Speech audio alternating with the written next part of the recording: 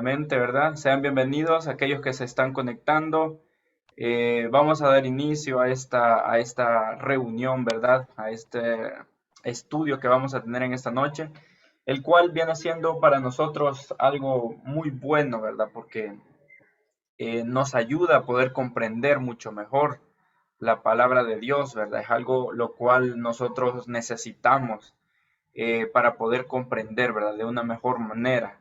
Y lo estamos haciendo con nuestros hermanos, ¿verdad? Que son por medio de nuestro Dios, ¿verdad? Que les da el entendimiento. Ellos también son muy dados a enseñar y tienen el don, ¿verdad? Y a nosotros también tenemos el deseo, ¿verdad? Porque hay muchas personas también las cuales eh, no, ¿verdad? Teniendo la oportunidad no la aprovechan, ¿verdad? De poder estudiar. Pero ustedes, hermanos, sí, ¿verdad? Tienen esa voluntad de hacerlo. Y igual, hay muchos hermanos que nos han comentado que ese día no se iban a poder conectar porque estaban un poco mal de salud, así que van a haber algunos, ¿verdad? Que sí no los vamos a tener con nosotros. Están un poco mal de salud. Sabemos que el virus ahorita, ¿verdad? Está en incremento con las nuevas variantes que han venido, entonces hay que orar por ellos, ¿verdad? Para que se recuperen. Nosotros vamos a mandar también la transmisión, ¿verdad? La grabación al grupo y también el material, ¿verdad? De estudio que nos va a compartir nuestro hermano Walter. Entonces, voy a dejar hasta acá mi espacio. Quiero darle también la palabra a nuestro hermano José Cabrera, ¿verdad? Que está acá con nosotros. Pase, hermano José. Paz, amados hermanos, un gusto saludarles. Qué bendición más grande que Dios nos regala, que nos podemos conectar para el estudio de la bendita palabra. De antemano, muchas gracias a todos. Es un privilegio bien grande que Dios nos regala el poder adquirir más conocimiento. Y yo sé que de cada uno de ustedes ese es el sentimiento que tiene de adquirir más conocimiento para poder escudriñar de la mejor manera las escrituras. Y ese es un regalo que dice que solo nuestro Dios nos lo puede dar. Y esa es la bendita misericordia que Él tiene con cada uno de nosotros, que nos permite por medio de mis hermanos que nos puedan enseñar un poquito. Recordemos que este es el deseo de nosotros, es para poder engrandecer y enriquecer nuestro conocimiento, para poder así nosotros también llevar la bendita palabra a otros que lo necesitan. Es, al mismo tiempo se hace una necesidad y una responsabilidad de lo que nosotros sepamos, también lo podamos llevar a otros. A cada uno de ustedes sean bienvenidos. Es un gusto, un privilegio. A cada uno por nombre, a mi hermano Walter, gracias de antemano por el tiempo que se ha tomado. Sé que no es fácil estar en, en sus zapatos en este momento, ¿verdad? Yo siento que en algún momento no deja de ponerse uno nervioso, entonces, eh, pero bien, con la ayuda de nuestro Dios, pues vamos a salir adelante. Parece que está por ahí mi hermano Saulito Vázquez. Le voy a invitar a ver si nos puede hacer la oración inicial. ¿Se encuentra por ahí mi hermano Saúl?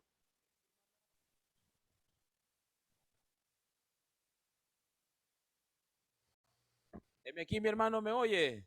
Sí, sí se le escucha, mi hermano. Un gusto Gracias, saludarle. hermano. Muchas gracias, hermano. Y heme aquí, hermano. Gracias. Acompáñenme, por favor, a hacer oración. Poderoso Dios y buen Padre Celestial, que tu morada está en el tercer cielo. Pues Padre bendito, en esta hora te damos la gratitud por lo bueno que eres con nosotros, porque nos regalaste un día perfecto de reposo, lleno de bendiciones. Bueno, ayuda, Padre, de que todos nos gozamos. Y hoy, Padre bendito, iniciamos este primer día de la semana con esta grande bendición, Padre, de recibir tu palabra, de aprender más, Padre, de tu palabra a través de tus siervos. Mi Dios eterno, pues, si en este transcurso del día que pasó, en este momento de este primer día de la semana, te hemos ofendido, nos hemos equivocado en algo, perdónenos, por favor, buen Padre. Mi Dios eterno, pues mira, Padre, de que venimos delante de ti, pues sabiendo que no como los mejores, sino siempre los más necesitados de ti, de aprender más de tu palabra. Por ello, Padre, queremos encomendarnos en tus preciosas manos de amor y misericordia, tus manos de poder.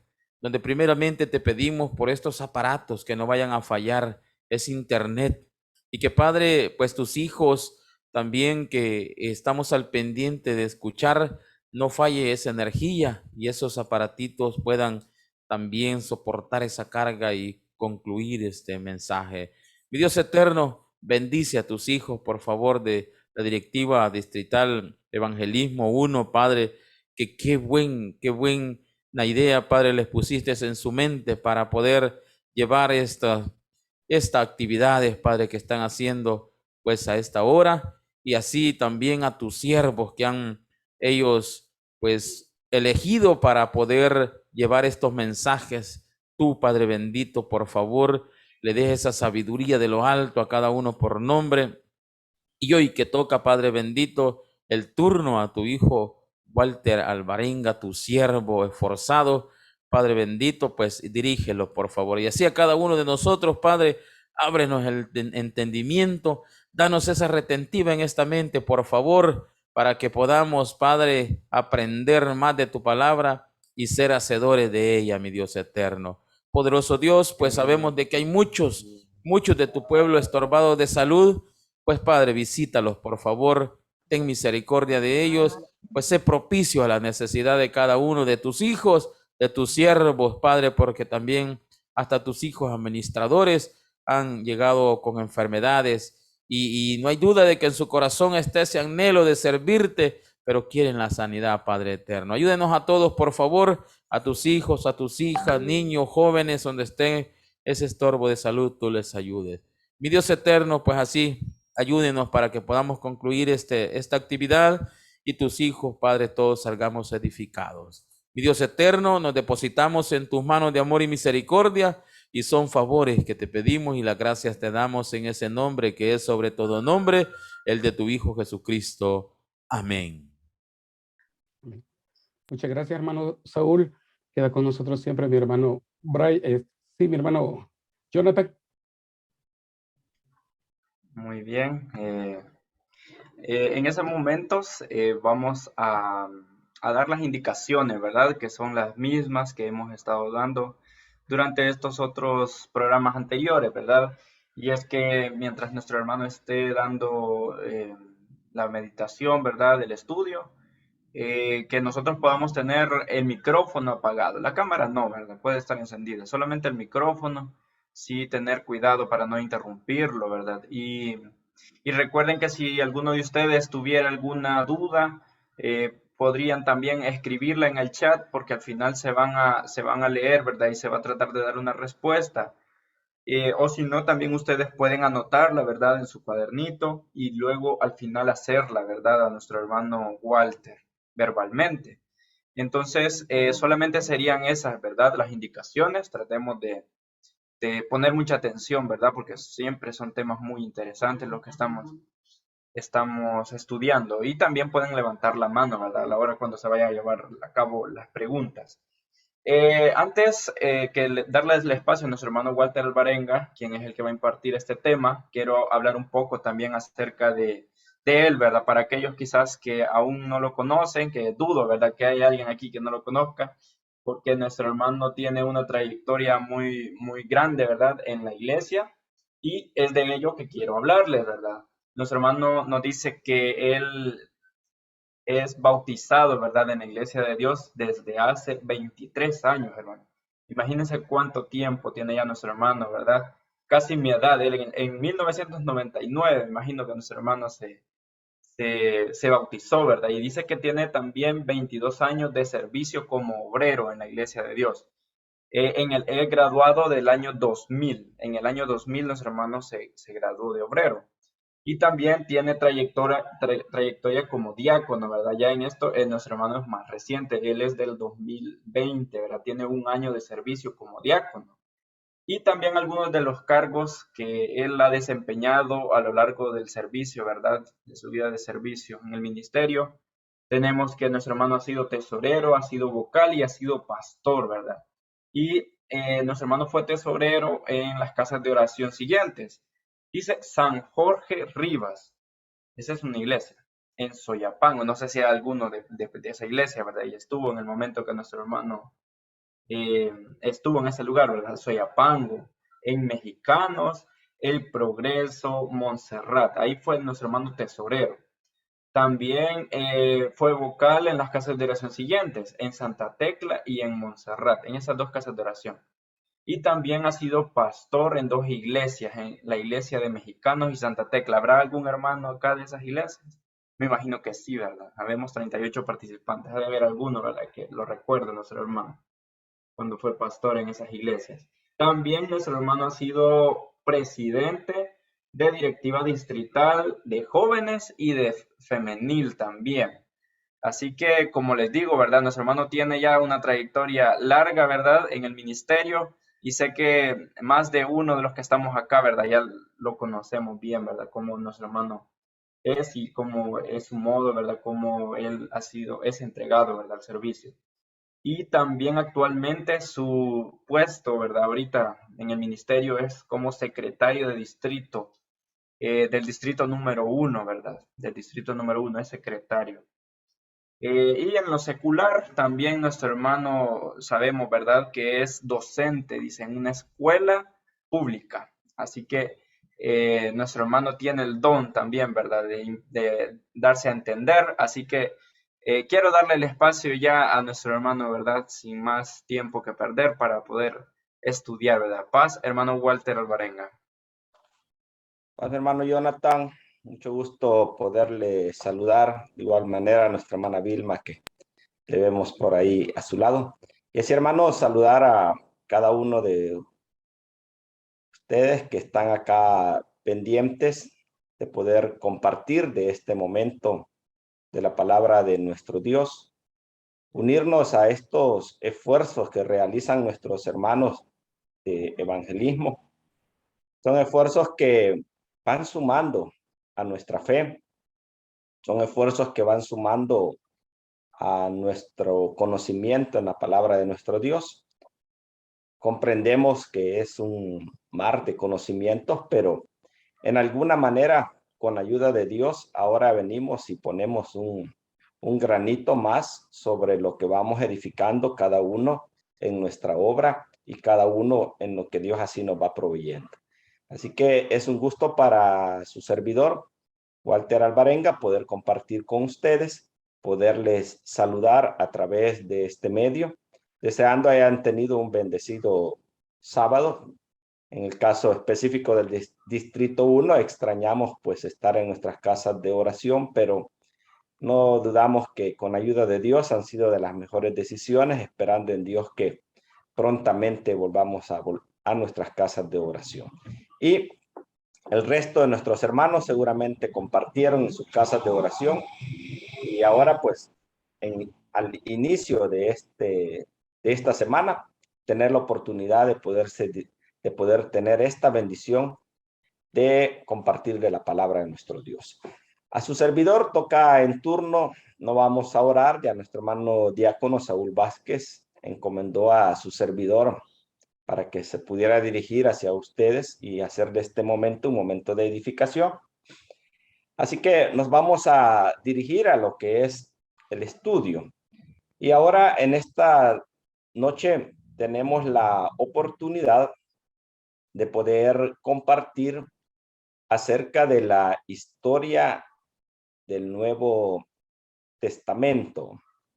Es una temática que vamos a compartir nosotros y de esa manera, teniendo la oportunidad de poder, decía, sumar a lo que cada uno de nosotros ya estamos o ya conocemos, lo que cada uno de nosotros pues ha podido ir ya sumando a estas alturas de su vida y de esa forma ahora pues tener esta bendición sobre la historia del Nuevo Testamento.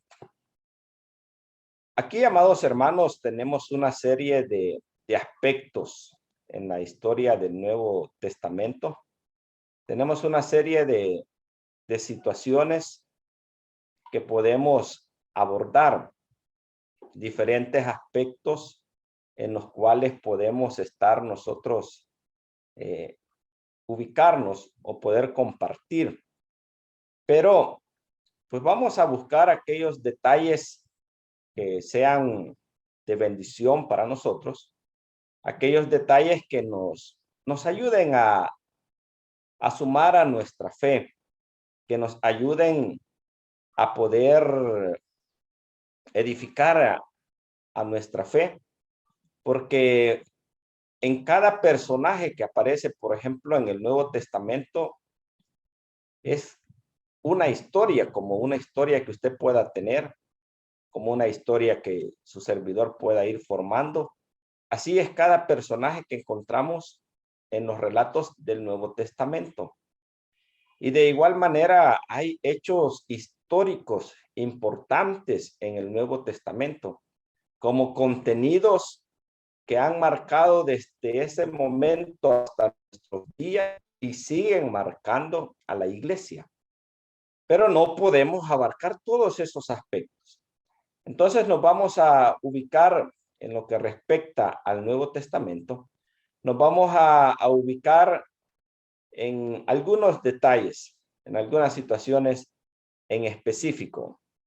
Y dentro de esos detalles específicos, vamos a retomar desde donde nos dejó nuestro hermano diácono, nuestro hermano Carlos Aguirre. Nuestro hermano Carlos Aguirre en el espacio anterior nos dejó allá en el punto, o nos dejó en la marca, ¿verdad?, de lo que respecta a la finalización del Antiguo Testamento. Pero después del Antiguo Testamento, ¿qué? Bueno, allá cerramos en el Antiguo Testamento con el profeta Malaquías, que traducido también es mi mensajero. Allá con Malaquías terminamos lo que conocemos como el Antiguo Testamento. Ahora venimos y se dice que para el Nuevo Testamento, o desde Malaquías, pasaron aproximadamente 450 años antes de llegar a la era común. Y durante estos 450 años, desde las últimas profecías que se escucharon de Malaquías, este dato de 450 es un dato aproximado, porque no se tiene específicamente en qué fecha se escribió Malaquías, no se tiene de manera exacta. Pero sí, desde Malaquías hasta el aparecimiento del Nuevo Testamento, que es un periodo que se conoce como el periodo intertestamentario, pasó un lapso en el cual pues no se tuvo profeta. Malaquías, o mi mensajero, fue aquel último profeta que vino haciendo el llamado al pueblo. Tenemos el silencio de Dios, o falta de profecía, o no tener un mensaje profético por 450 años aproximadamente. Este dato tiende a cambiar por el hecho de que les mencionaba que de Malaquías todavía no se tiene así como un dato preciso de en qué año se escribió de manera exacta. Pero es así como pasa este periodo en el cual hay un silencio, en el cual la gente empezó a tomar acciones por sí misma. La gente empezó a tomar la manera como ellos pudieran dirigirse, o la manera como ellos pudieran interpretar el Antiguo Testamento o las Sagradas Escrituras, y empezaron a adjudicarse el derecho de interpretar las Escrituras. Empezaron a buscar ellos cómo dirigir al pueblo.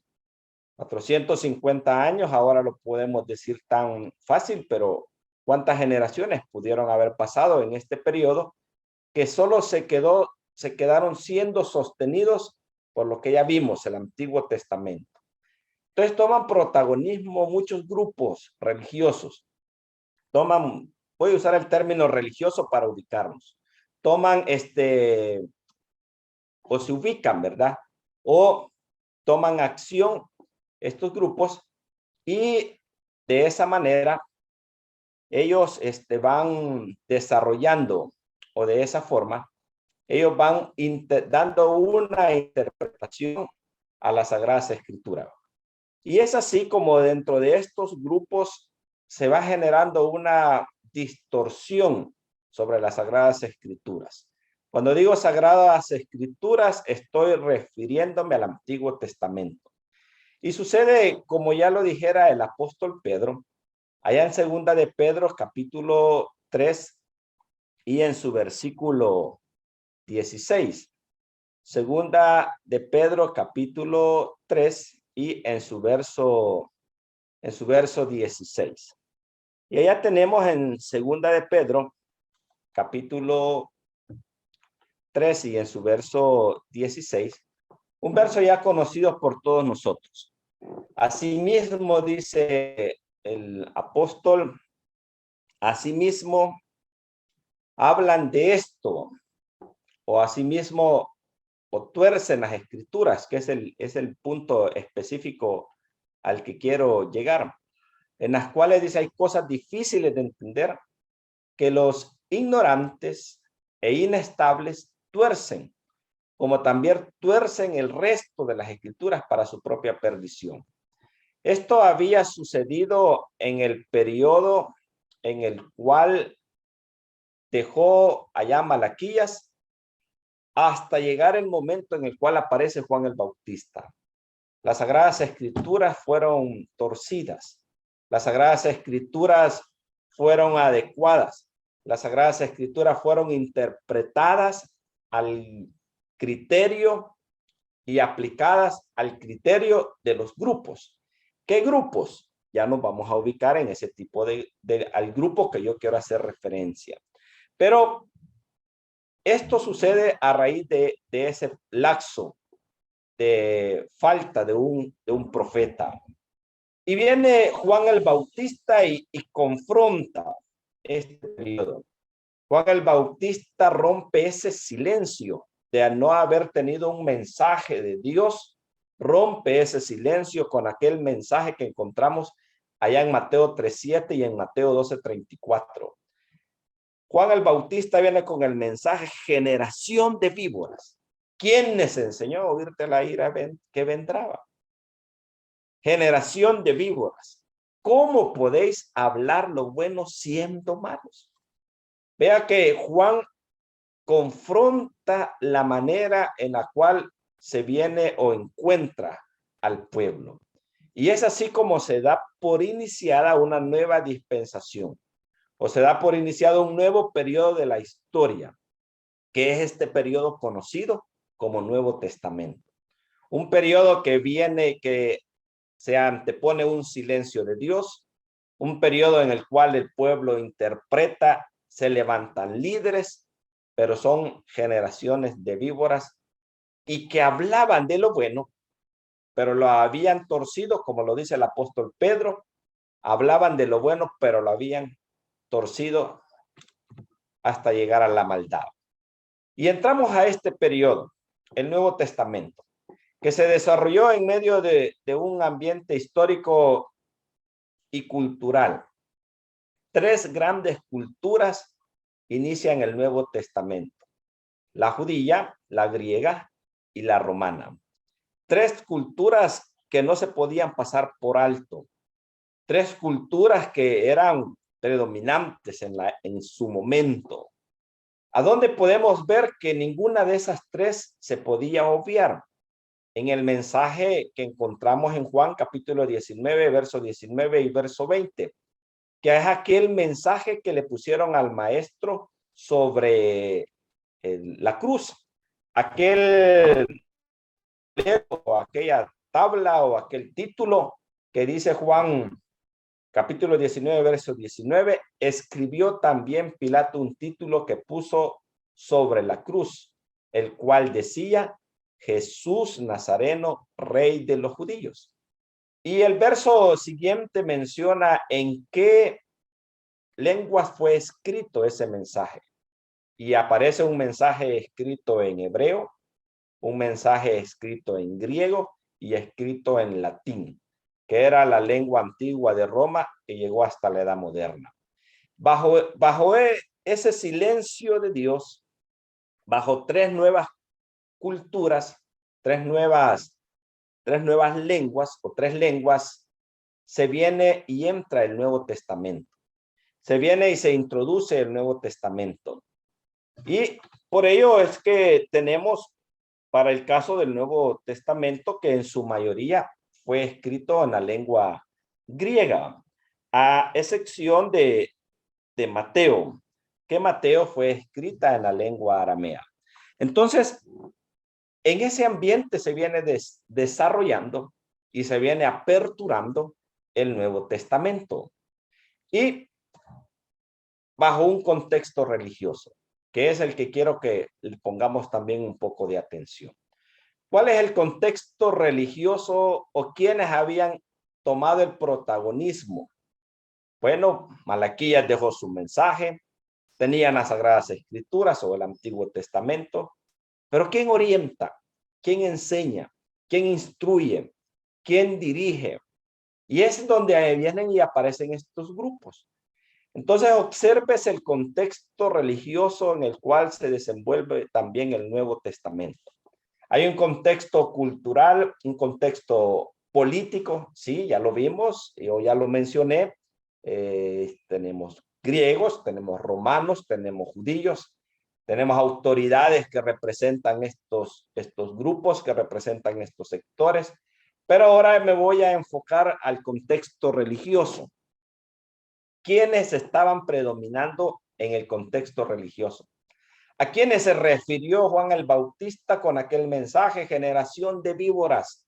¿Cómo se atreven a hablar de lo bueno siendo malos? ¿A quiénes confrontó Jesús? Esta descripción que ustedes están observando puede ayudarnos a ubicarnos en algunas palabras que encontramos en el Nuevo Testamento que Jesús las refirió. ¿Por qué Jesús se vio en la necesidad de referirlas de esa manera? ¿Por qué Jesús especificó esos mensajes? ¿Por qué Jesús ocupó esas palabras? Bueno, aquí está el contexto religioso que se encuentra en el Nuevo Testamento. Y uno de estos grupos eran los saduceos. Ahí están las características así que he extraído de un comentario pues un tanto extenso, pero ahí está el punto específico. ¿Qué podemos decir de los saduceos? Admitían, dice la narrativa, únicamente la Torá, la ley de Moisés, que se formaba por el Pentateuco. Estamos haciendo referencia al Antiguo Testamento. Son también este grupo de saduceos de la mentalidad del cumplimiento a la letra de lo que dicen estos libros. O sea que para ellos lo que ahí expresa literalmente se debe de cumplir tal como lo dice el Pentateuco o la Torá.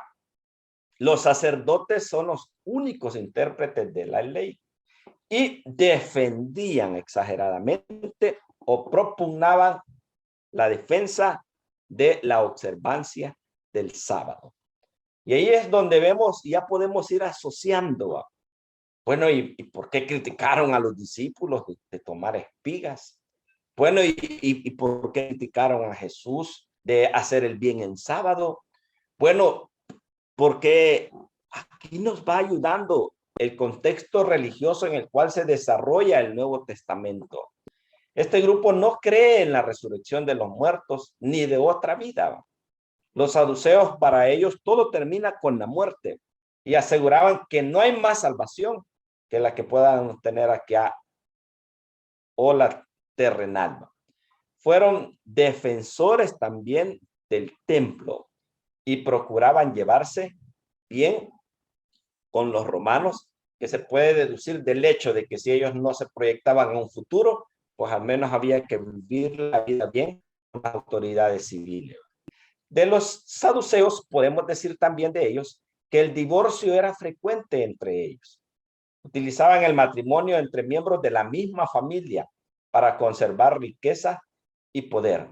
Aquí es donde podemos ir atando. Les mencionaba una serie de situaciones que podemos encontrarle sentido. Eventos que encontramos en las Sagradas Escrituras, en el Nuevo Testamento específicamente. ¿De por qué de esos eventos? Pues porque esta era la convicción que tenía en el grupo específico de los saduceos. Esta era la mentalidad de ellos. ¿A dónde vemos a los saduceos en el Nuevo Testamento en algunos casos específicos? Bueno, los vemos, por ejemplo, en el juicio que le hacen a Jesús. Allá está aquel señor Caifás. Él era un sumo sacerdote que pertenecía a los saduceos. Entonces, ¿qué mentalidad tenía aquel personaje que estaba juzgando a Jesús? Era un hecho que lo iba a considerar un blasfemo por haber transgredido a su pensamiento en el sábado. Era un hecho que lo iba a acusar por haberse tenido cercanía con un leproso. Era un hecho que iba a haber inconvenientes o era una razón de juicio que Jesús hubiese estado con la mujer, hubiera sanado a la mujer de flujo de sangre, bueno, etcétera. La ley cuando usted se ubica allá en el Pentateuco o en la Torá, tenemos una serie de situaciones rigurosas de la ley.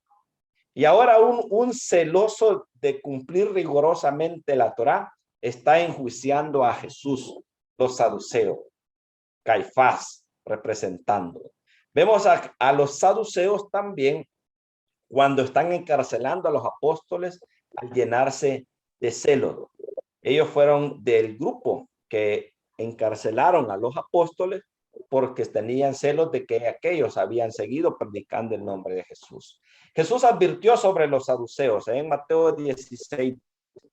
¿Entendieron? Dice que no les había dicho que se guardasen de la levadura del pan, sino de la doctrina y de los saduceos. Vamos, y aquí aparece en este verso el siguiente grupo, los fariseos. ¿Qué podemos decir de los fariseos así a grandes rasgos? Aquí, hermanos, está resumido, pero es una descripción mayor que la que su servidor pueda mencionar. Pero para que tengamos una idea en el ambiente religioso en el cual se están desarrollando o se desarrolló el Nuevo Testamento. Los fariseos, este grupo se caracterizó también por su estricta observancia de la ley. Procuraban cumplir ellos todas las leyes y todas las tradiciones que exigían la Torá. Ellos se identifican como el pueblo de la ley. En el lenguaje griego, el fariseo es el perusín, que significan los santos. Estos hombres, sus ocupaciones eran artesanos, pequeños comerciantes, campesinos, pero vea qué contraste, que siendo de actividades propias del pueblo o actividades comunes del pueblo, con todo el respeto que la audiencia merece, como que yo le dijera, pues yo hago tortillas, tengo una pupusería, un negocio de comunes, al menos aquí en El Salvador. Pues de esas actividades comunes o comerciales, que en las cuales muchos nos hemos criado, otros estamos en ellas, de ahí salían los fariseos. Pero tenían la mentalidad, o en el caso de ellos, aquellos que siendo de su mismo ambiente, pero desconocían la ley, para ellos eran personas impuras y eran unos malditos. Y eso lo encontramos en Juan 7, 48 y 49, que yo solo he retomado a razón del tiempo la frase específica. ¿Acaso ha creído alguno de los gobernantes o de los fariseos? Ellos mismos se dicen, bueno, ¿Hemos creído acaso, nos ven a nosotros creyendo en Jesús? Y hacen referencia a que los ignorantes sí creían, los ignorantes a la ley. Y dicen ellos, mas esta gente que no sabe la ley, maldita es. ¿Por qué usan el término maldita es? Por el hecho de que aquellos de su pueblo que desconocían la ley, para ellos era un impuro y un maldito por no conocer la ley. Entonces, todo aquel que no estaba en ese contexto, para ellos eran impuros y malditos. Y a esos acusan de que habían creído ellos en Jesús.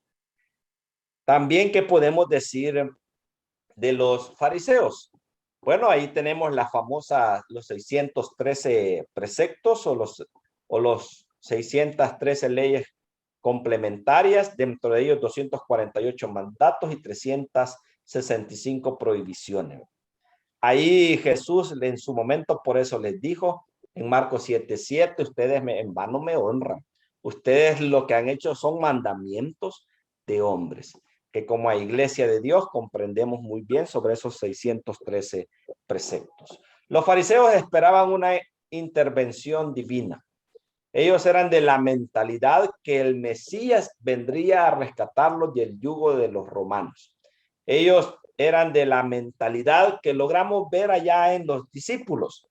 En Hechos capítulo 1, Señor, ¿y restaurarás tu reino? O Señor, ¿cuándo restaurarás tu reino? Ese era el pensamiento del fariseo. Por eso cuando viene Jesús, pues para ellos es chocante la imagen del Jesús, del Mesías, que ven con el Mesías que esperaban. Porque el fariseo lo que esperaba de él era ver a su libertador. Por eso ellos estaban en constantes oraciones, en constantes ayunos, en constante observancia de las leyes, particularmente la del sábado, en constantes actos de rituales, porque se preparaban para recibir al Mesías. Por eso el maestro en alguna manera los halaga. Cuando usted lee Mateo 23:3, dice el maestro, así que todo lo que dijeren que guardares, guárdenlo y háganlo. O sea, está bien en el hecho de cómo estos hombres se mantenían buscando consagrarse para recibir al Mesías. Mas no hagáis, dice, conforme a sus obras, porque dicen y no la hacen. Este ritualismo, pues, es halagado, pero a la vez tenía una serie de situaciones que eran ante los ojos de nuestro buen Dios y Padre y de nuestro Señor Jesucristo, eran actos de inmisericordia o actos que no correspondían a su forma de comportamiento. De ello se resalta ya el caso de Lucas 11:39.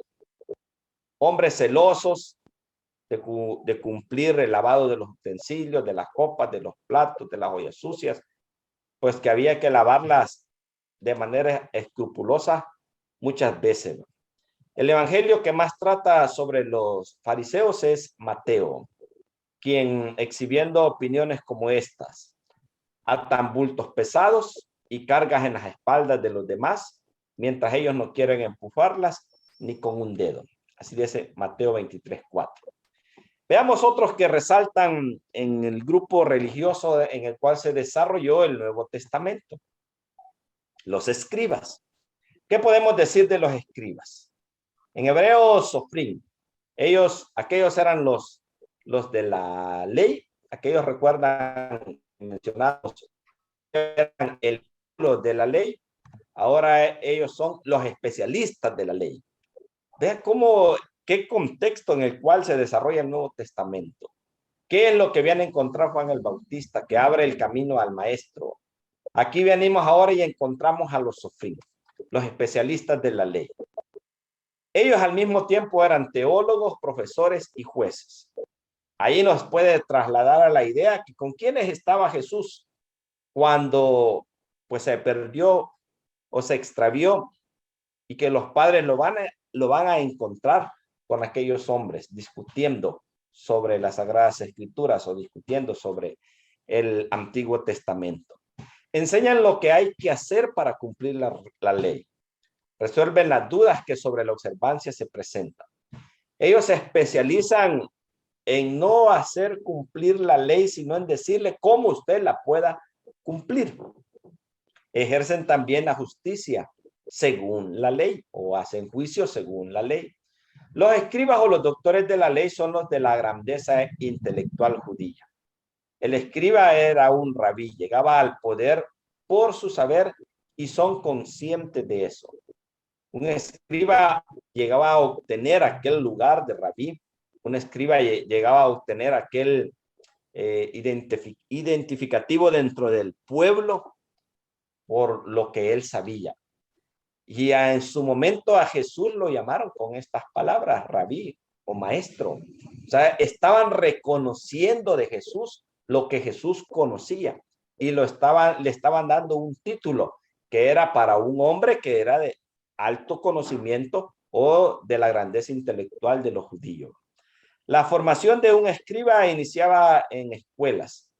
La más importante y famosa de Jerusalén, después de un ciclo regular de estudios en varios años, el escriba poseía un sólido conocimiento de todo el Antiguo Testamento, la ley. De hecho, entre el pueblo de Israel, de este niño se iba formando en ese ámbito de la ley o de la Torá. El escriba manejaba todos los aspectos que tenían que ver con la ley, todos los recovecos que tienen que ver con la ley. Estaba autorizado para decidir personalmente todas las cuestiones de leyes y ritos religiosos. Era nombrado juez en los procesos criminales y decidía también en los procesos civiles. Tenía derecho a ser llamado rabí. Al cumplir 40 años de edad, era escriba con plenas atribuciones como un doctor graduado. ¿Qué más podemos decir de los escribas? Su saber los colocaba en los puestos más importantes de la enseñanza, de la administración y de la justicia. Y sobre todo los escribas, que además eran fariseos, tenían un gran poder porque creaban y transmitían las tradiciones religiosas que estaban en igualdad y aún por encima de la propia Torá o la ley escrita. Aquí se suman las características del fariseo junto con la acción del escriba. En el fariseo, que conocía la ley, conocía los preceptos, y la parte del escriba que enseñaba cómo vivir esos aspectos.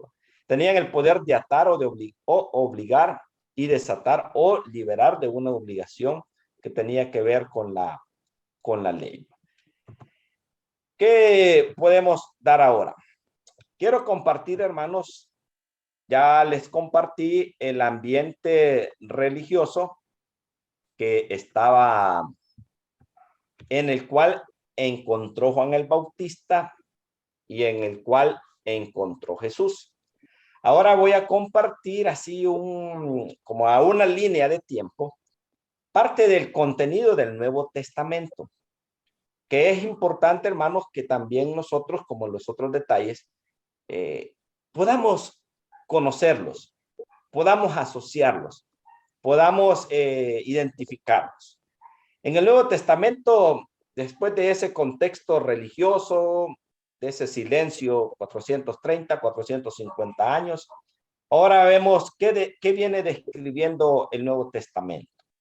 Y dentro de lo que viene describiendo el Nuevo Testamento, describe el ministerio de Jesús. En el ministerio de Jesús podemos decir de su vida. Ahí encontramos la descripción de su niñez, encontramos la descripción de su bautismo, encontramos la descripción de su ministerio, cómo lo realizó, venían las ovejas perdidas de la casa de Israel, cómo hace esa obra redentora para su pueblo en todos los sentidos. Él mismo lo dijo, en cierta ocasión se paró frente al templo, leyó lo que decía el profeta y él mismo dice, hoy se ha cumplido esta palabra. Ahí vemos el Nuevo Testamento describiendo el ministerio de Jesús. Vemos cómo el maestro establece aquella organización de la iglesia, llama a los 12, cada uno con un detalle en particular, hombres de pesca, hombres con oficios del pueblo, cada uno en su carácter, unos toscos, otros pues muy distintos, pero vemos cómo Jesús establece aquella administración, aquella organización de la iglesia, hasta llegar dentro del ministerio de Jesús al momento en el cual pues él ascendió a los cielos, aquel detalle que los lleva allá a Jerusalén. Les dice, quedaos acá, todavía no se vayan a ir, esperen que se cumpla el día de la promesa, del derramamiento del Espíritu Santo. Y pues en esa plática, pues él asciende a los cielos. Vemos allá en Hechos capítulo 1 que pues ellos se quedan observando el ángel que llega, varones galileos que están viendo a los cielos, pues así como le ven venir, así habrá de venir.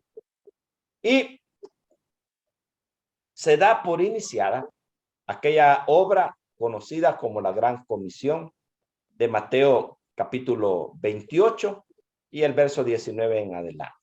El hecho de ir y predicar el evangelio, que se inaugura esa predicación, se inicia desde allá, desde Jerusalén. Este precedente es importante tenerlo, hermanos, porque en la historia de la iglesia de Dios, aquí estamos nosotros arraigados.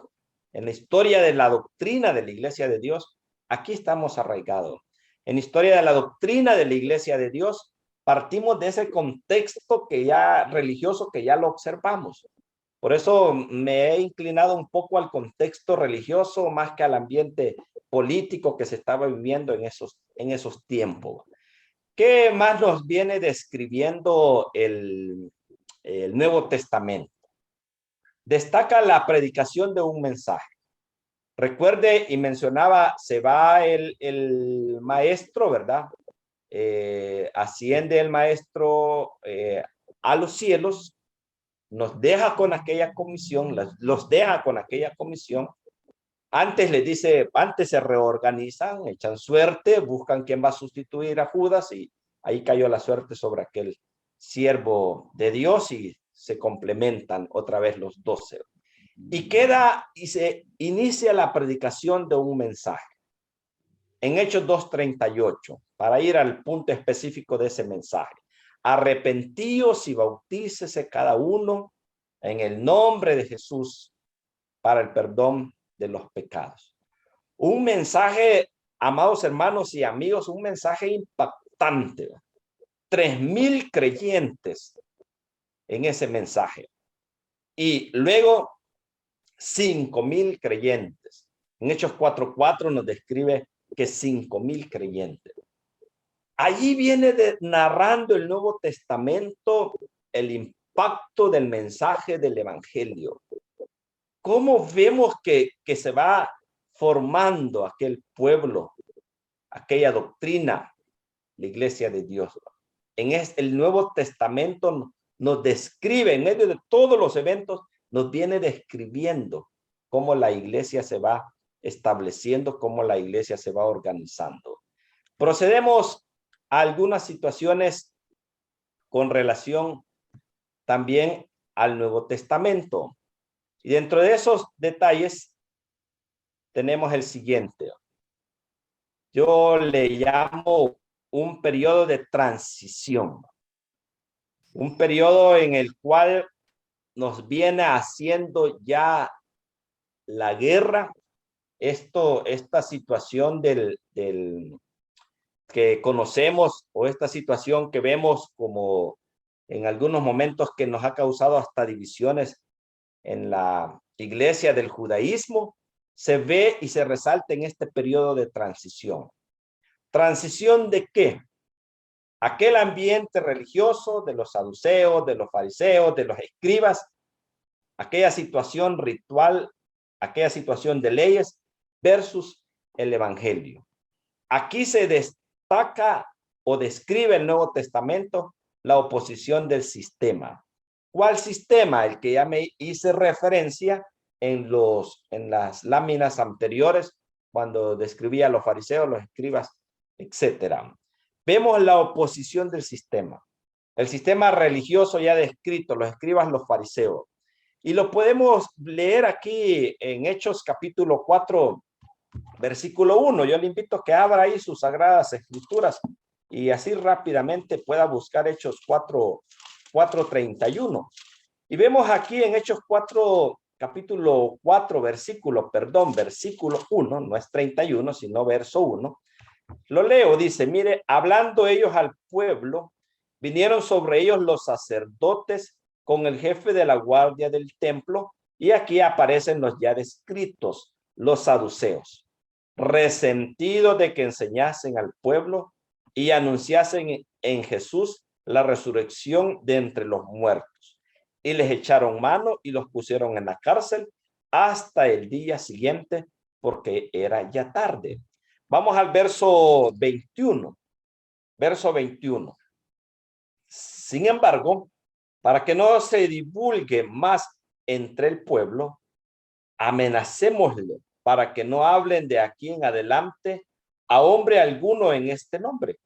Y llamándolos, les intimidaron que en ninguna manera hablasen ni enseñasen en el nombre de Jesús.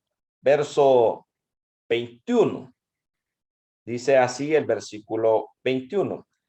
Ellos entonces les amenazaron y les soltaron, no hallando ningún modo de castigarles por causa del pueblo, porque todos glorificaban a Dios por lo que habían hecho. Entonces vemos la oposición del sistema religioso al evangelio.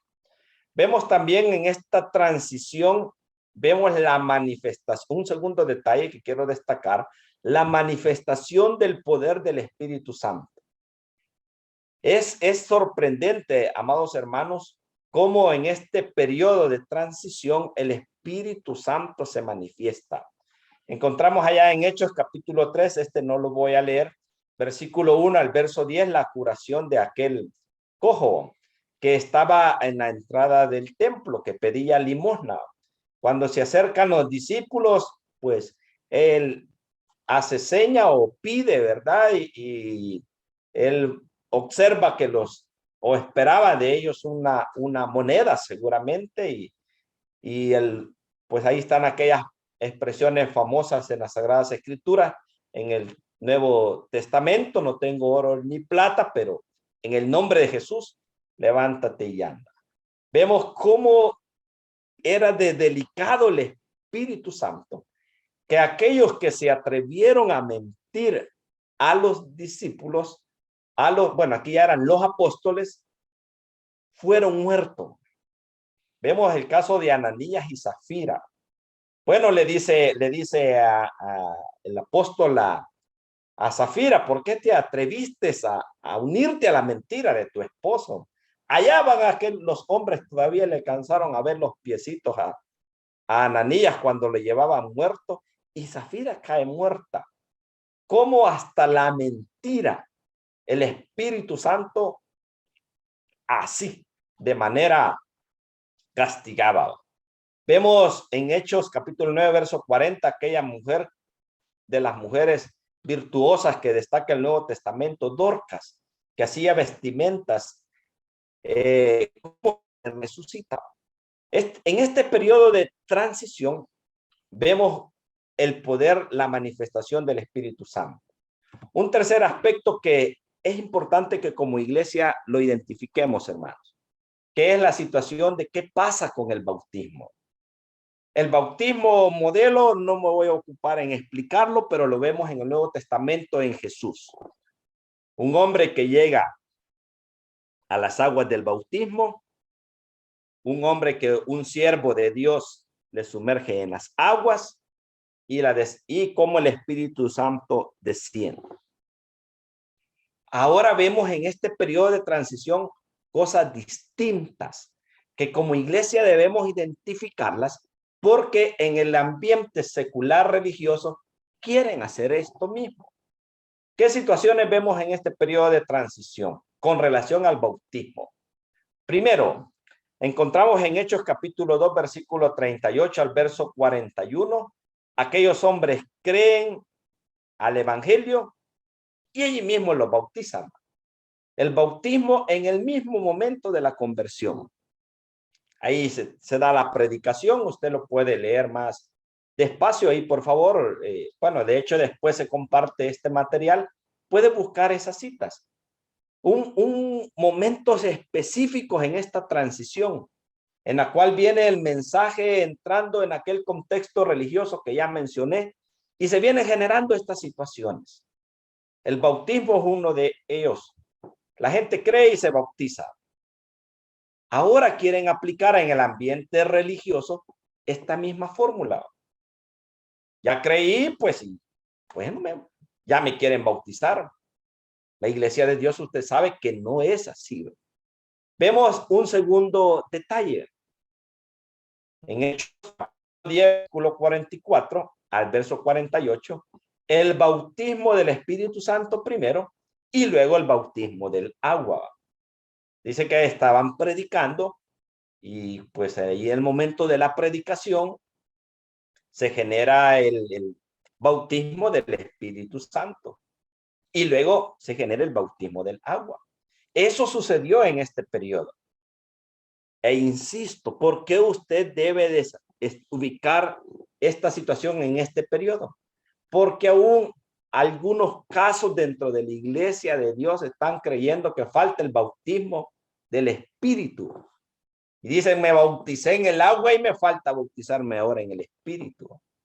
El bautismo modelo, insisto, es el bautismo de Jesús. Esto que estamos mencionando sí sucedió, pero sucedió en este periodo de transición donde viene el evangelio introduciéndose en el pueblo de Israel.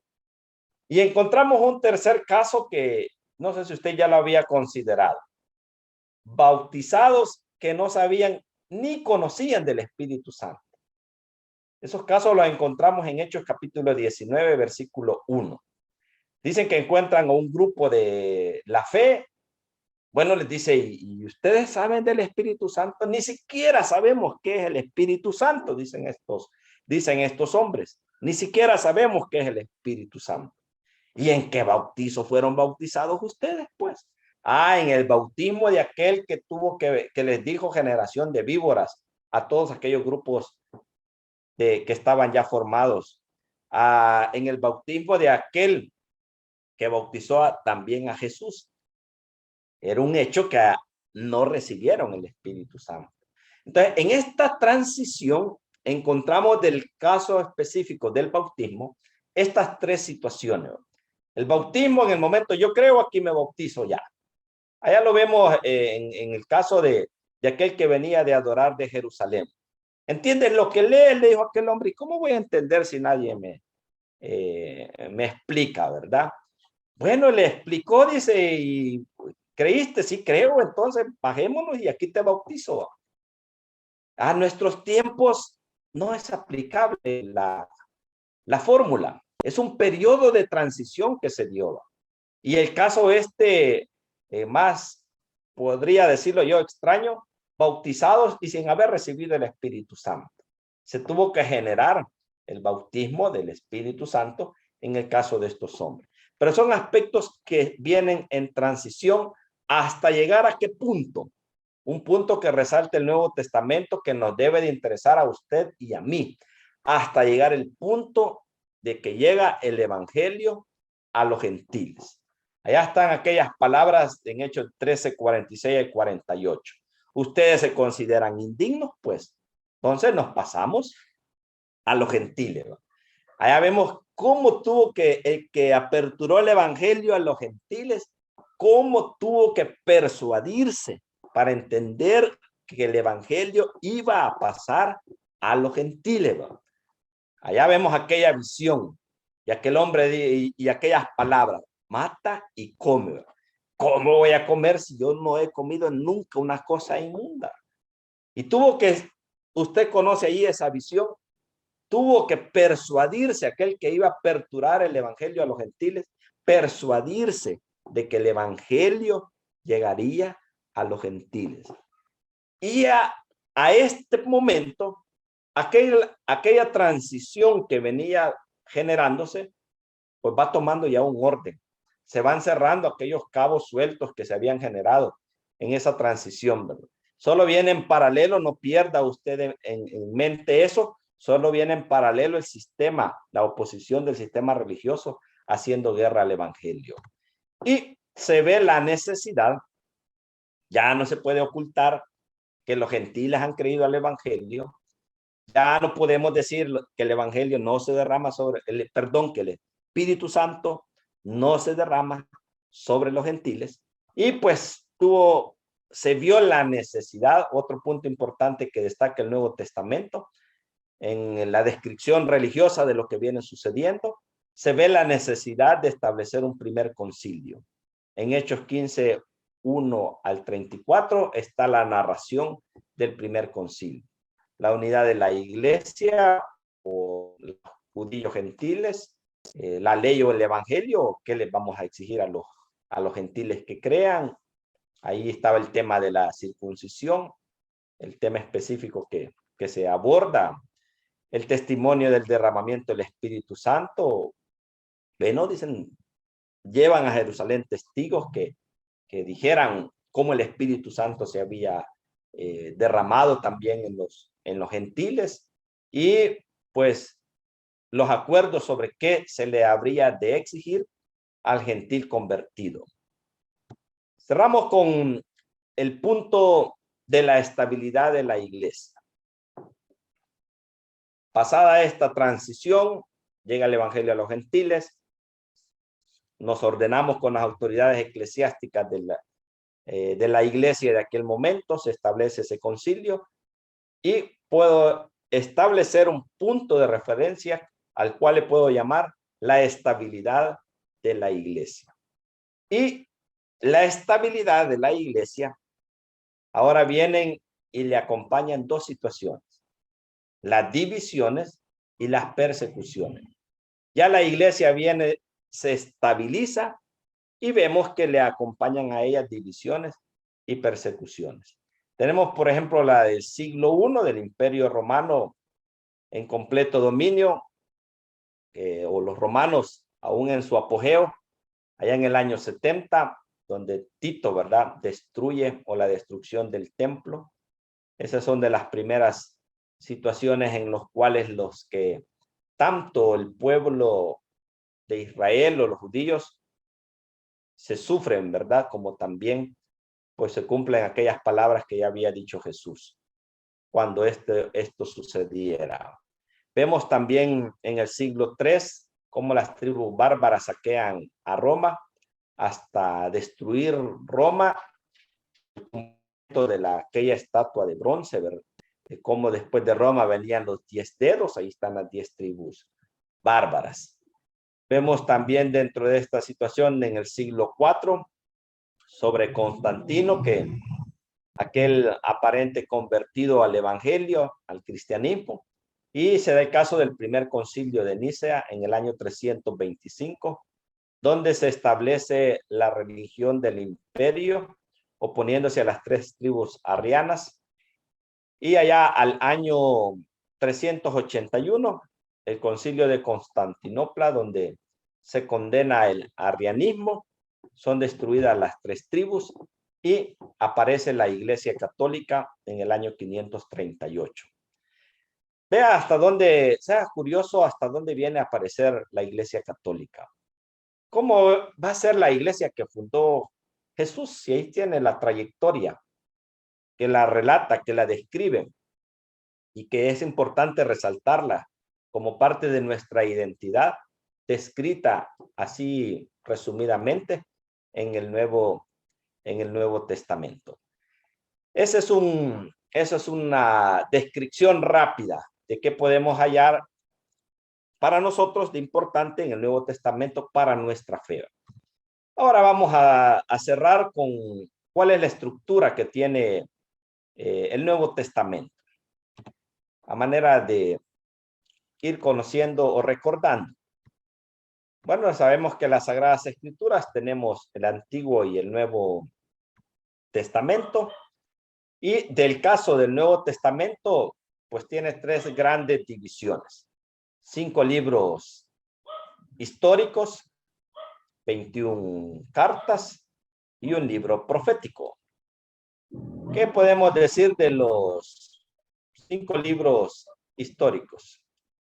De ellos, pues tenemos la historia que no he narrado ampliamente, pero que he tratado de resumir. Allá en Mateo, en Marcos, en Lucas, en Juan y en Hechos. Son parte de estos libros históricos del Nuevo Testamento. Tenemos también dentro de estos 5 libros históricos, tenemos en 2 partes. La primera de ellos, que es la vida de Jesús, su ministerio, su bautismo, del cual ya hice referencia en las láminas anteriores. Y en Hechos, la vida de los apóstoles, desde el momento en el cual Jesús asciende a los cielos, los viajes del apóstol Pablo, el evangelio a los gentiles, el sufrimiento ya de algunos hermanos, entre ellos Esteban, el hecho del primer concilio allá en Jerusalén. Ahí tenemos el relato histórico en el Nuevo Testamento. De igual manera, tenemos dentro de las 21 cartas, ahí tenemos de ellas cuáles son esas 21 cartas: Romanos, Corintios, Gálatas, Efesios, Filipenses, Colosenses. Ahí tenemos la descripción de cuáles son esas 21 cartas que conforman el Nuevo Testamento. Y de ellas, pues de estas 21 cartas, 9 cartas de ellas están escritas a ciudades: a los romanos, a los de Corintios, a los de los Gálatas, a los de los Efesios, a los de los Filipenses, los hermanos de Colosa y los hermanos de Tesalónica. Cada carta, el apóstol se vio en la necesidad de escribirla según las situaciones que se estaban viviendo en esas ciudades. Allá en los Corintios, pues, destaca mucho el tema de la resurrección. Ya vimos cuál grupo no creía en la resurrección, ya lo mencioné al principio de esta exposición. Por eso en los Corintios seguramente había impactado. Les decía, en paralelo a la iglesia venían las divisiones, las persecuciones, y ahí venía el judaísmo siempre en paralelo, y sigue en paralelo a la iglesia, buscando dividir el pueblo. Y entonces allá el apóstol, escribiéndole a los Corintios, resalta el tema de la resurrección, describe cómo habremos de resucitar, qué es necesario para resucitar. Vemos en el caso de igual de los Gálatas el conflicto entre los rituales y el evangelio. Es maldito, dice, si alguien viene y les trae otro evangelio. Y así en cada una de las ciudades destaca un contenido de las cartas a favor de la fe de los hermanos. Tenemos también dentro de estas cartas las que vienen a personajes en específico: a su hijo en la fe, a Timoteo, su ayudante, ¿verdad?, el que llevaba con él el capó donde llevaba los escritos. Tenemos a Tito, tenemos a Filemón, y a una región en específico que es la carta a los hebreos. Resalta mucho en los hebreos que nos hablan de la fe, nos hablan del galardón que hemos de recibir y que los hombres de fe y mujeres de fe aún tampoco la reciben. Y pues damos dentro de estas 21 cartas también escritas a 4 personas. Uno de ellos a Santiago, otro es Pedro, otro es Juan, y las cartas escritas a Judas. Y cerramos con el libro profético, ¿verdad?, que es Apocalipsis. Esa es la estructura del Nuevo Testamento, y hemos abordado, amados hermanos, un poco, ¿verdad?, sobre parte de su contenido. Decía, este es un contenido extenso. Cada personaje que mencionamos en lo que hemos dicho, cada personaje tiene una historia, ¿verdad? Así que, pues ese es el material que tengo preparado para compartirles a ustedes a esta hora, y que pues es un resumen de algunas ideas que van enfocadas más al hecho de fortalecer nuestra fe y adquirir a la vez un poquito de conocimiento de la palabra de nuestro Dios. Quedo a sus órdenes, hermano Jonathan, pues usted sabrá ahí cómo maneja los tiempos. Sí, hermano. Muchas gracias. Quiero agradecer, ¿verdad? Porque usted se ha preparado mucho, ¿verdad? Para poder enseñarnos a nosotros, para que comprendamos un poco más acerca de este tema. Y pues ha estado muy hermoso, hermano, y lo que hemos aprendido, ¿verdad? Ha sido muy bueno. Acá, entre los hermanos que estamos, ¿verdad? Vemos ya 46 personas, éramos 48. Eh, Hay algunas preguntas, entonces voy a comenzar a leer las que están en los comentarios, en el chat que han dejado, hermano. Y luego también, ¿verdad? Si alguno de mis hermanos quisiera decir la pregunta, ¿verdad? Así, verbal, puede hacerlo, ¿verdad? Encendiendo su micrófono, pero por el momento voy a leer algunas que han dejado, ¿verdad? En los comentarios. Nuestro hermano Ronnie dice, paz hermano, gracias por compartir ese pan espiritual, ¿verdad? Para nuestras almas. Nuestro hermano nos agradece.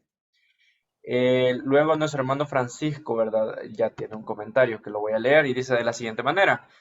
Paz a usted, hermano, un gusto poder saludarle. Algunos estudiosos comentan que existían más de un grupo de fariseos con diferentes enseñanzas, algunos más cerrados y en sus enseñanzas y algunos otros un poco más accesibles. ¿Qué podría decirnos al respecto? Dice nuestro hermano Francisco.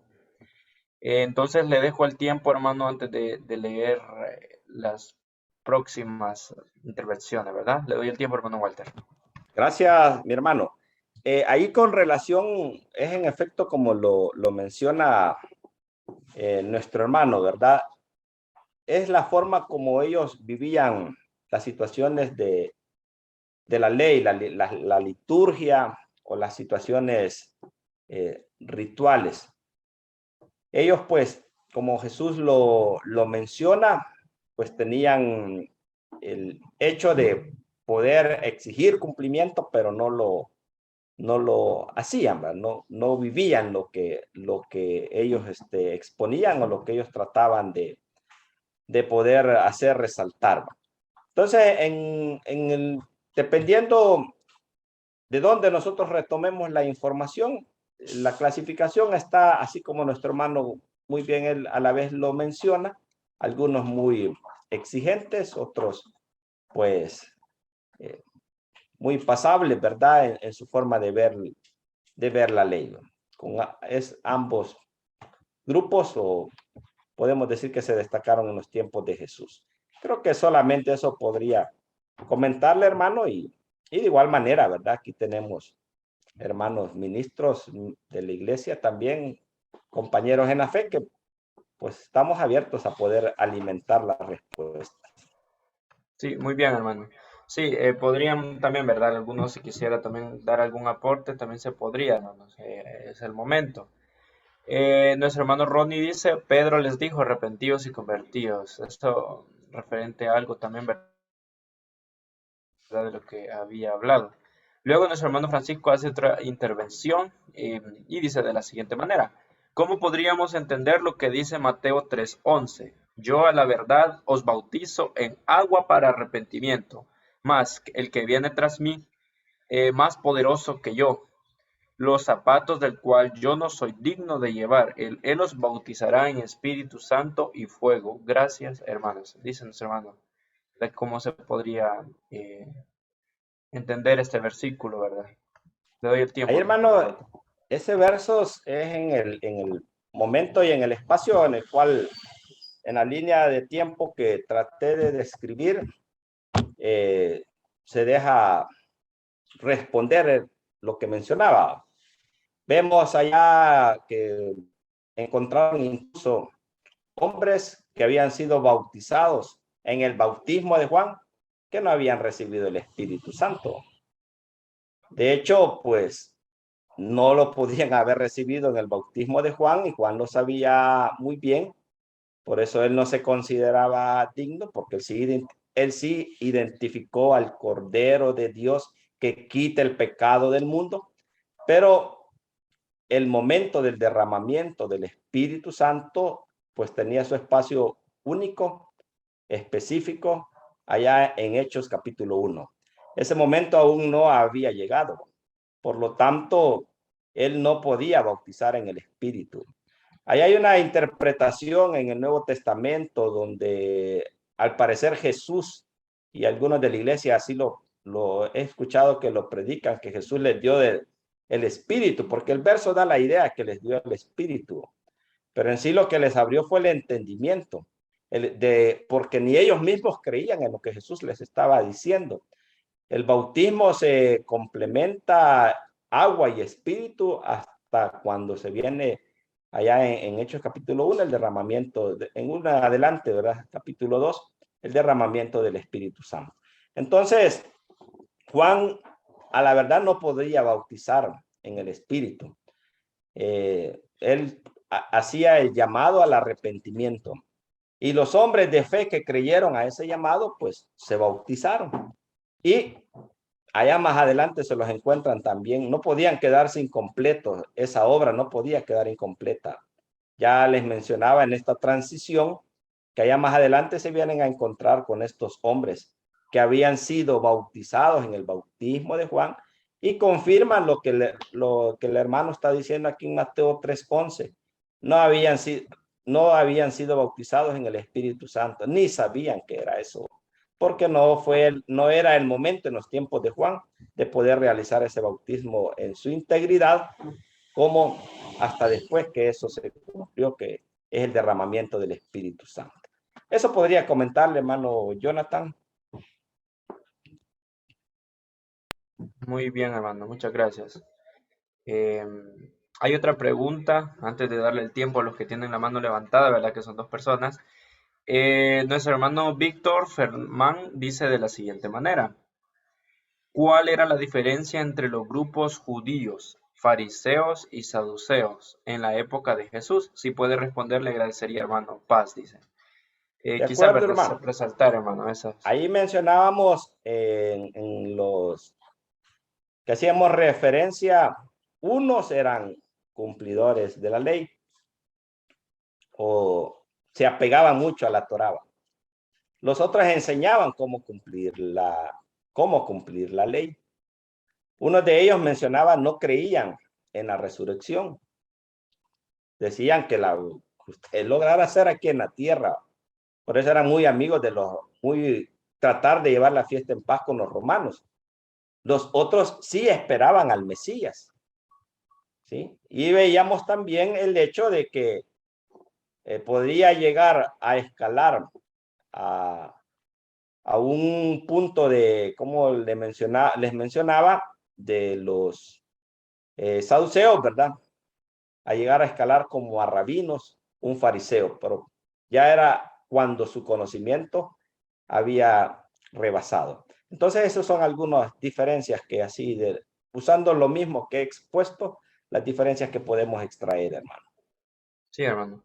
Igual, ¿verdad? En el material también se van a poder ver nuevamente las diferencias, porque ahí estaban, ¿verdad? Las Correcto, primeras hermano, diapositivas. correcto. Entonces, bueno, esperamos, ¿verdad? Que nuestros hermanos del chat hayan podido obtener la respuesta. Nuestro hermano Francisco dice, muchas gracias, hermano. Dice. Y nuestro hermano Jorge Antillón también dice, excelente exposición, hermano, excelente.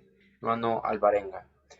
Muy bien, ahora le voy a dar el tiempo a mis hermanos que han levantado la mano y nuestro hermano Samuel Pérez fue el primero en levantar la mano, así que le doy el tiempo a nuestro hermano para que pueda encender su micrófono. Pasa, hermano Samuel. Pasa, hermano. No sé si me escucha, hermano. Sí, hermano. Hermano, le escuchamos. Ok.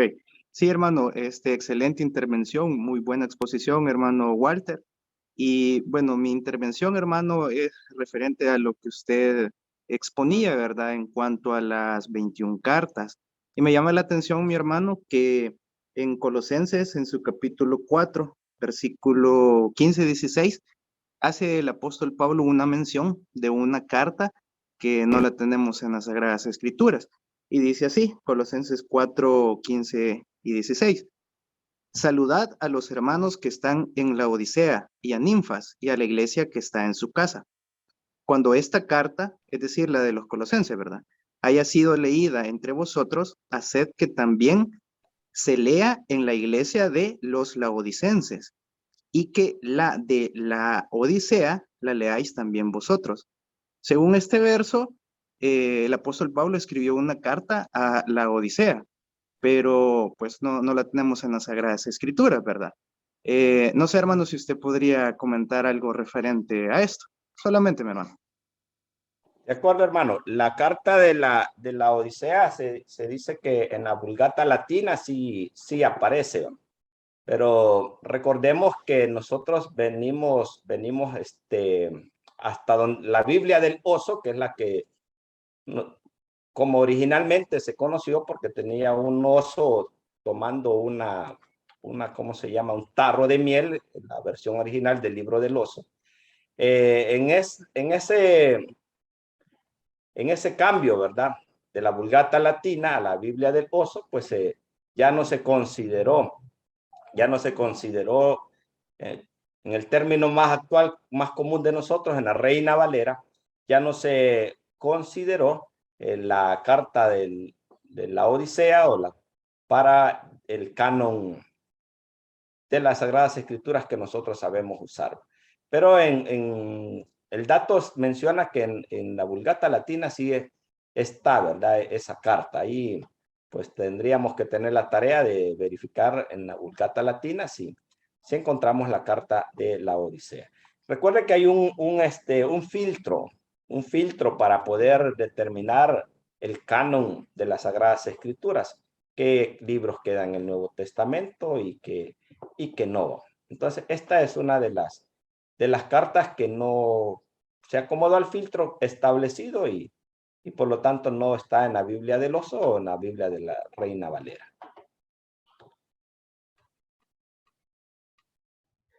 Muchas gracias, hermano Walter. Esperamos, ¿verdad?, que haya quedado respondida, ¿verdad?, la respuesta de nuestro hermano Samuel.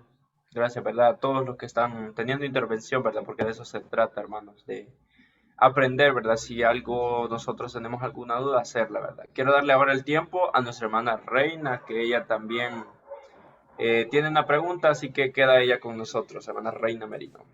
Gracias, hermano. Gracias, hermano Walter, por la exposición de hoy. Yo tengo un par de preguntas nada más. Usted inició indicando que el Nuevo Testamento había sido escrito en 3 idiomas. En el libro de Marcos 5:41 encontramos cuando Jesús le dice a una niña, Talita cum. Luego en Marcos 7:34 también encontramos una palabra que dice éfata. Y luego en Mateo 27:46 encontramos otra expresión que dijo Jesús, Eli, Eli, lema sabactani. Hay varios versículos que tienen algunas expresiones en arameo, aun cuando han sido traducidas al español y al inglés. ¿Usted tiene algún comentario de por qué esos versículos se quedaron puestos en ese idioma, no fueron traducidos? Y la otra pregunta tiene que ver con lo que preguntaba nuestro hermano Samuel. A nosotros en la misión de evangelismo muchas veces nos consultan con relación al tema de la Trinidad. Y hay un versículo en Primera de Juan 5:7 cuando dice que 3 son los que dan testimonio en el cielo, el Padre, el Verbo y el Espíritu Santo. Entendemos que así como en el Antiguo Testamento habían libros apócrifos, también en el Nuevo Testamento hay algunos libros que se quedaron fuera y también hay algunos versículos que han sido insertados. ¿Cómo podríamos nosotros explicar este tema de la Trinidad cuando las personas nos preguntan y utilizan como base estos versículos, hermano? De acuerdo, hermano.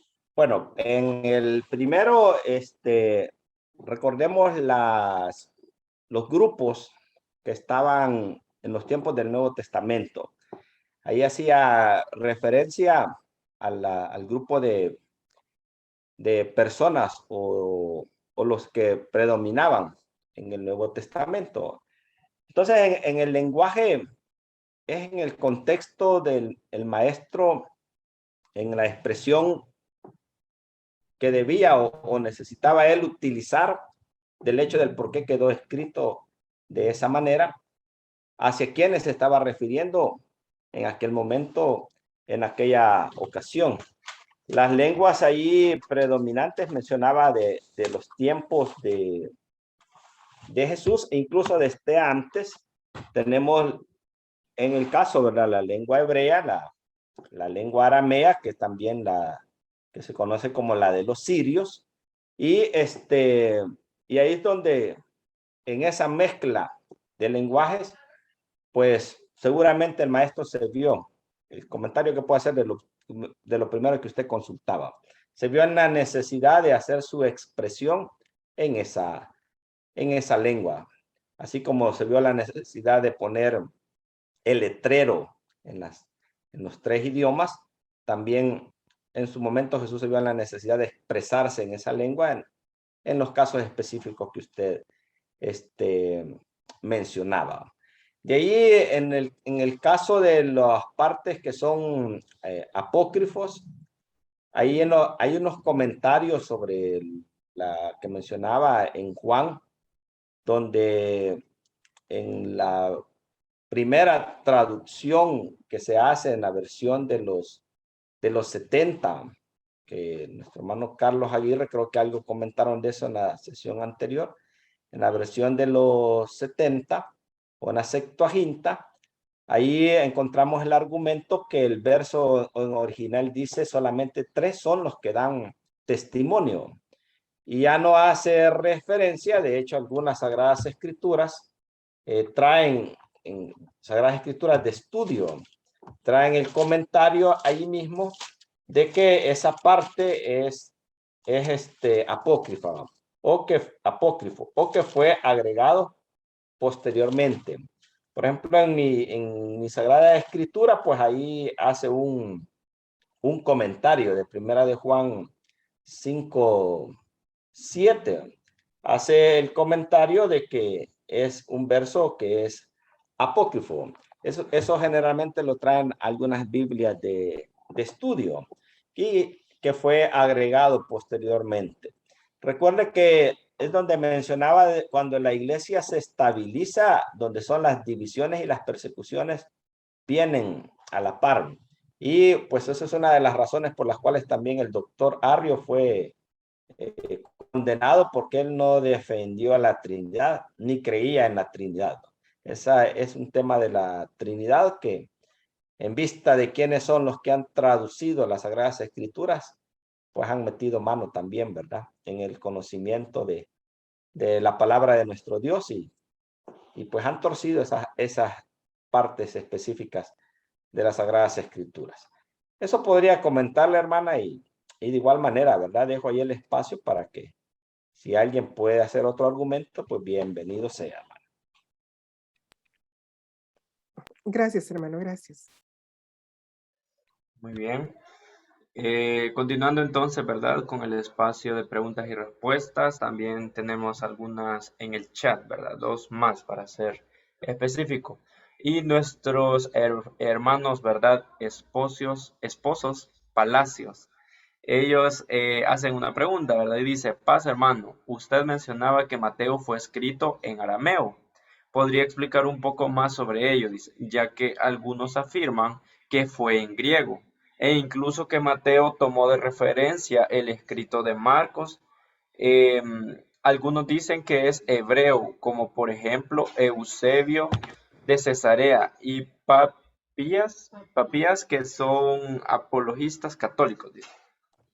Correcto, hermano. Fíjese, hermano, que en el manual de obreros, ahí encontramos los tipos de, por aquí lo tengo a la mano, permítame, cuando vamos al canon del Nuevo Testamento, en su última parte, en el canon del Nuevo Testamento, encontramos los idiomas que estaban en aquel momento, ¿verdad?, en el cual se dio el canon del Nuevo Testamento. Y hace referencia a las lenguas de aquel momento, pero dentro de ellas, algunas pues tenían como otras divisiones, ¿verdad? Por ejemplo, el lenguaje del Koiné, que hace referencia también, es un lenguaje de la era cristiana. Y en la indagación que se hace aquí en este estudio de la Iglesia de Dios, ¿verdad? Hace referencia a que Mateo fue escrito en la lengua que mencionaba. De hecho, de aquí tomaba yo el dato, ¿verdad? Que Mateo está escrito en la lengua griega. Pero estaban esas otras partes, como es el griego koiné, y pues en el caso que mencionan nuestros hermanos, es el autor del cual están haciendo referencia. Ahí se generan algunas cruces, ¿verdad?, de información por la situación, como mencionaba nuestra hermana Reina, que hay algunas expresiones que aún están en otras lenguas, pero predomina la lengua en la cual hubo mayor contenido traducido. Y en el caso, al menos, como le menciona, haciendo referencia al manual de obreros de la Iglesia de Dios aquí en El Salvador, pues resalta, ¿verdad?, que el Nuevo Testamento pues fue escrito, sí, en la lengua aramea, ¿verdad? Ahí solamente ahí, pues quizá prácticamente hago referencia a donde tomé el dato, mi hermano. Muy bien, hermano, muchas gracias. Luego nuestro hermano Samuel decía paz, Colosenses 4:16, con respecto a una pregunta anterior, ¿verdad? También tenemos a nuestro hermano Ronnie, ¿verdad? Que nos hace una petición a todos los que estamos acá, y es que podamos orar, dice, por su madre. Dice, mis hermanos, les pido que me ayuden a orar por mi madre. Dice, así que hay que tomarla en cuenta, ¿verdad? En nuestras oraciones. Eh, por la petición, ¿verdad? De nuestro hermano Ronnie, que ahí lo vemos, ¿verdad? Con su cámara encendida. Hay algunas otras preguntas, hermanos, se las voy a hacer. Nuestro hermano Jorge Antillón, él menciona y dice, hermano Walter, no oí que mencionara acerca de los celotas y escénicos, ya que eran parte de los grupos en ese momento, ¿verdad? Cuando se hablaba acerca de los grupos que existían en ese momento. Nuestro hermano menciona sobre esto porque, sí, ¿verdad? Se menciona. Entonces, no sé si va a dar algún aporte sobre ello, hermano. Correcto, hermano, no hice referencia porque esos fueron ya casi que movimientos más de carácter político. De hecho, el celote tenía un lema, mata a un romano y ya es patria. Dicen que estos hombres cargaban un cuchillo en su vestimenta y actuaban de esta forma. Pero pues esos fueron los que fueron atacando, ¿verdad?, a Roma. En el caso de los celotes, ya les mencionaba, pues cuál era su lema. Esa era su forma de actuar.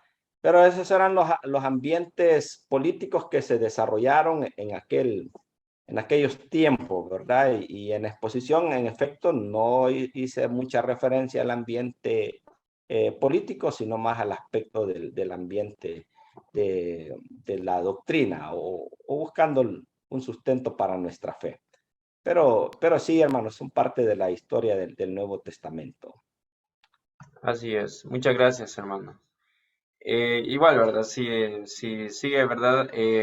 ¿Alguna otra pregunta acerca de eso, ¿verdad? Porque se menciona en algún momento del Nuevo Testamento también, ¿verdad? Sería bueno que en el grupo también podamos mandar alguna información sobre ello, ¿no? Nuestro hermano Francisco Eugenio Rosa también él daba un comentario que dice, de hecho, las nuevas versiones como la nueva versión internacional ya no aparece el verso como tal, dice, solo dice, tres son los que dan testimonio solamente, ¿verdad? Acerca de lo que ya mencionaba nuestro hermano Walter, ¿verdad? Es un aporte. Correcto. Muchas Gracias, hermano, por compartir la referencia. Muchas gracias. Muchas gracias. Ahí nuestro hermano refuerza lo que mencionaba. Uh-huh. Y luego también nuestros hermanos Palacio, ¿verdad? Dicen, gracias hermano Walter, ¿verdad? A la respuesta que le dio a su pregunta. Si no hay más preguntas, hermanos, no veo ninguna mano levantada en este momento, ni más comentarios. Ya solo resta, ¿verdad? Agradecer a nuestro hermano Walter, ¿verdad? Por esa preparación que tuvo, ¿verdad? Para poder darnos a nosotros, ¿verdad? Este pan espiritual en este momento. Muchas gracias, hermano, en nombre de todos, ¿verdad? De los que estamos acá reunidos, porque nos ha mostrado, ¿verdad? Nos ha ayudado a poder entender un poco más acerca del Nuevo Testamento. No sé si alguno, ¿verdad? Quisiera también tener algunas palabras, si no, hermano Walter, también le doy algunas palabras para que pueda también despedirse de nosotros. Gracias, mi hermano. Agradecer a cada uno de ustedes por su atención. Gracias, hermanos de Evangelismo Distrital por la invitación. De igual manera a mis compañeros de distrito, ¿verdad? Por darme la oportunidad de ser partícipe de esta reunión, de este privilegio de poder llevar el desarrollo de esta temática. Esto, hermanos, es extenso. Ya ustedes en sus comentarios, pues ahí describen que quedan muchos vacíos. No estamos acá diciendo que esto es el todo, pero son como cucharaditas que llegan a nuestra fe, que nos ayudan a comprender que es necesario apartar un espacio para escudriñar las Sagradas Escrituras, para poder indagar muchas situaciones. Así que felicitarles, hermanos, por su iniciativa, felicitarles por su interés de estar acá e invitarles a seguir indagando y a poder seguir aprendiendo más de las Sagradas Escrituras y a poder seguir fortaleciendo nuestra fe. Que sea este aprendizaje, pero para fortalecer nuestra fe, no que sea este aprendizaje para poder envanecernos en nuestra sabiduría, porque ahí nos vamos a hacer soberbios y no vamos a terminar por buen camino, ¿verdad? Entonces, sea esto para el fortalecimiento de nuestra fe, para asegurar nuestra fe, para poder defender nuestra doctrina y para poder hablar en propiedad en una próxima ocasión que hagamos referencia a algún comentario de las Sagradas Escrituras. La honra y la gloria sea para nuestro Dios y de mi parte, pues, los agradecimientos por su respeto en la atención y las participaciones que se han generado. Muchas gracias, amados hermanos, y paz. Paz, hermano Walter, un gusto, ¿verdad? Tenerlo con nosotros. Y gracias también a todos, ¿verdad? Por el esfuerzo que hacen. Estuvimos ahí, ¿verdad? Tomando anotaciones, ¿verdad? Los que están acá participando y para aquellos, ¿verdad? Que quizás tuvieron algún inconveniente también por lo de la enfermedad y otras cosas. El material va a estar siendo entregado, ¿verdad? A cada uno de ustedes, así como ha sido entregado también el material anterior y también con las grabaciones, ¿verdad? Por si queremos volver a escuchar, ¿verdad? La explicación de nuestro hermano. Quiero dejar hasta acá mi participación, ¿verdad? Y la de mi madre. Y le vamos a dar el tiempo a nuestro hermano José Cabrera, ¿verdad? En este momento. Pásenmanos. Bueno, mis hermanos, ha llegado el momento de terminar, no sin darle primeramente las gracias a nuestro Dios, porque sin Él no pudiéramos hacer nada. Y Él nos presta todo lo que nosotros necesitamos para poder llegar a este momento. Yo espero, como decía mi hermano Walter, que todo lo que hagamos sea para honra y gloria de nuestro Dios y no para vanagloria. Si no recordemos lo que le pasaba a Pablo, ¿va? Dice que por eso le fue puesto un aguijón para que no se envaneciera de lo que sabía. Así que nosotros dice que tenemos que regocijarlos en nuestro Dios de todo lo que nos ha dado. También les doy las gracias a mis hermanos de distrito que nos han prestado con su atención y hacia cada uno de ustedes que también ha puesto su tiempo. Les agradecemos y que todo el conocimiento que usted pueda adquirir pues sea para honra y gloria de nuestro Dios. Le voy a pedir a mi hermano diácono Rafael Carpaño que si nos puede regalar las palabras de cierre y de oración y bendición final. ¿Si se encuentra por ahí?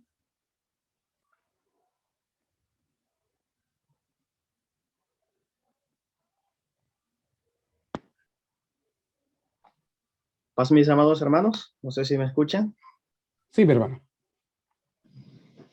Es un gusto saludarles, hermanos, y gracias por el privilegio que me dan, hermanos, de finalizar con una bella oración al Señor y felicitar a mi hermano diácono Walter Alvarenga también y agradecerle por tan bonita exposición, hermanos. Oremos al Señor entonces. Acompáñenme. Soberano y eterno Padre que estás en los cielos, bendito y santificado sea tu nombre, Señor. Tu palabra dice que la senda del justo, Señor, es como la luz de la aurora que va en aumento hasta que el día es perfecto. Te agradecemos, Santo Dios, por hacernos participantes de este bonito privilegio de engrandecer nuestro conocimiento y todo sea para tu gloria y para tu honra, Señor. Gracias porque has usado a tus siervos que ya ejercieron ese privilegio a través de los temas anteriores como el de esta noche. Bendiciones para cada uno de ellos, Padre, como también para los que tendrán su participación, Señor, en un futuro cercano. Síguelos usando para tu gloria, para tu honra, dale siempre esa sabiduría y a nosotros también el entendimiento para poder así retener y llevar al terreno de la práctica tu bendita palabra. Señor, también bendice a todos los participantes de estas reuniones, como a tus hijos administradores, tus hijos de la directiva de evangelismo de Distrito 1, multiplícales esas bendiciones, Padre. Ahora, Padre, rogamos también por aquellos que están estorbados de salud. Veíamos ahí la solicitud de tu hijo Ronnie, Señor, quien solicita oración por su madre, a quien te la ponemos en tus poderosas manos para que tú le visites y conforme tu misericordia te manifiestes en ella. Santo Dios, rogamos también por aquellos que están pasando momentos difíciles por diferentes razones. Ten misericordia y rogamos por ellos. Santo Dios, en esta noche pedimos tu bendición para que tú nos guardes, nos permitas tener un reposo placentero y poder recuperar fuerzas para ejercer nuestras labores diarias. Gracias, Señor, por todo. En el nombre bendito y santo de Cristo Jesús, tu Hijo amado, te lo pedimos y te lo agradecemos todo. Amén. Jehová te bendiga y te guarde. Jehová haga resplandecer su rostro sobre ti y tenga de ti misericordia. Jehová alce a ti su rostro y ponga en ti paz. Paz a todos, hermanos. El Señor les bendiga. Paz, hermanos. Paz. A todos. Muchas gracias. Paz, hermanos. Hermanos, A gracias. todos. Paz, hermano, muchas gracias. Hermanos, paz, Paz. hermanos. Paz, Gracias. hermanos. Muchas gracias, hermano Walter. Muchas gracias. Hermanos, bendiciones. Paz, Paz, hermanos. hermanos. Bendiciones. Paz a todos, hermanos. Muchas gracias por la Paz, enseñanza. hermano Walter. Paz.